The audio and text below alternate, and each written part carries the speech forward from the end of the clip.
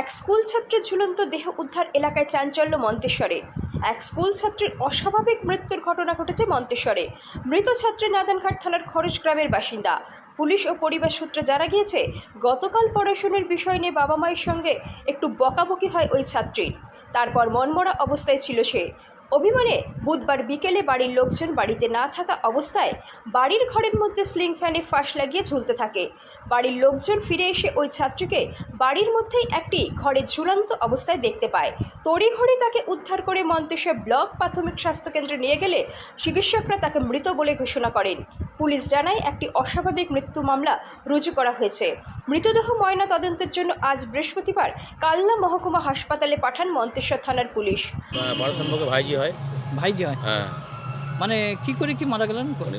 ভাইজিটা অনেকক্ষণ ধরেই মানসিক অবস্থাতে ভুগছিল। অনেক দিন ধরে ভুগছিল। দিয়ে তারপর এমতো অবস্থায় কালকে বিকাল 4টের সময় হঠাৎই আত্মঘাতী হয়। কি করে বলে? হ্যাঁ, ফ্যানের সঙ্গে গামছা দিয়ে ঝুলে পড়েছিল।